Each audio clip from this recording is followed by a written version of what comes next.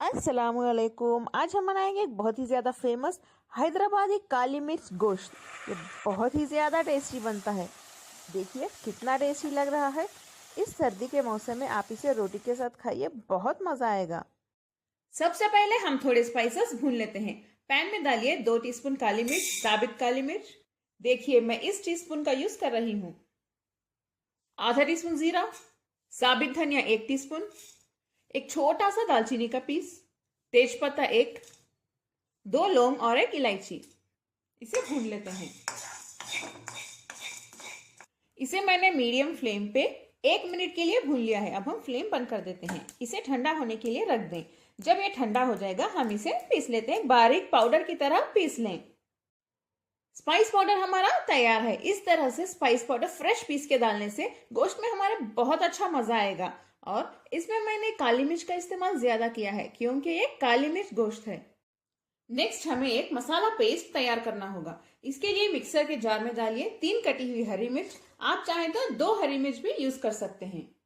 3 छोटे साइज की कटी हुई प्याज। देखिए इस साइज की प्याज ली है मैंने।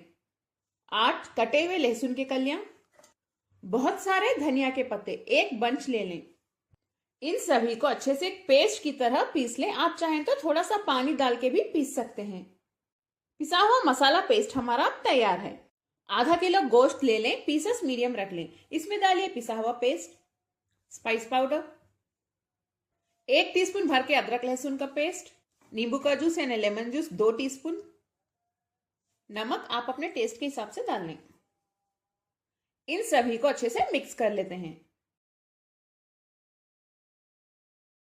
मसाले तो अच्छे से मिक्स हो चुके हैं। इसे 1 घंटे के लिए रख दें मैरिनेट होने के लिए।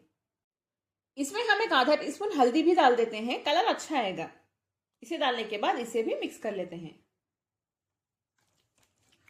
इसे मैरिनेट होने के लिए रख दें। प्रेशर कुकर में हम तेल गरम कर लेते हैं। आप चाहें तो 2 टेबलस्पून ले सकते हैं या 3 टेबलस्पून तेल भी ले सकते हैं। अगर आपके पास प्रेशर कुकर ना हो तभी पैन का यूज करें क्योंकि प्रेशर कुकर में गोश्त जल्दी गलता है। तेल गरम हो चुका है। इसमें हम मैरिनेट किया हुआ गोश्त डाल देते हैं। गोश्त को हमें हाई फ्लेम पे बहुत अच्छे से भूनना होगा क्योंकि इसमें सभी कच्चे मसाले हैं। इनकी कच्ची बू जाने तक भूनते रहिए, तभी इसमें अच्छा टेस्ट आ जाएगा।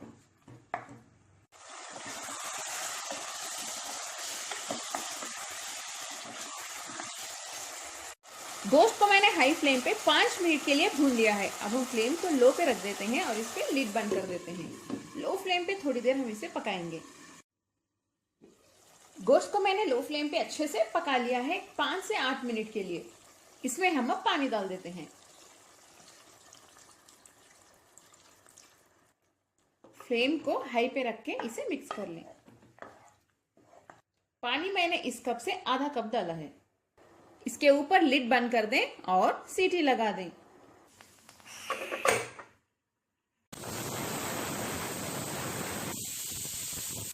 एक विजिल आ चुकी है। फ्लेम को लो पे रख दें और लो फ्लेम पे हम इसे 10 से 15 मिनट तक पकाएंगे, यानी गोश्त अच्छे से गलने तक। गोश्त तो हमारा अच्छे से गल चुका है। हाई फ्लेम पे इसे अब हम अच्छे से सुखा लेते हैं। इसमें थोड़ा सा बटर डाल दें, बहुत अच्छा टेस्ट आएगा। इसे मैंने अच्छे से भून लिया है। ये काफी ड्राई भी हो चुका है। अगर आपको और ज्यादा ड्राई चाहिए तो इसे और थोड़ी देर पकाएं हाई फ्लेम पे। लेकिन इसमें जो ये मसाला होता है ये बहुत ही ज्यादा टेस्टी होता है। देखिए ये हरा मसाला, आप इसे रोटी के साथ खा सकते हैं या प्लेन चावल में मिला के भी खा सकते हैं। बहुत ही ज्यादा मजा आने वाला है आपको। आप इस रेसिपी को जरूर ट्राई करें। बहुत ही अच्छी खुशबू होती है इसमें। इसका मेथड थोड़ा डिफरेंट है, इसीलिए टेस्ट भी अलग होगा और बहुत ही अच्छा टेस्ट आएगा।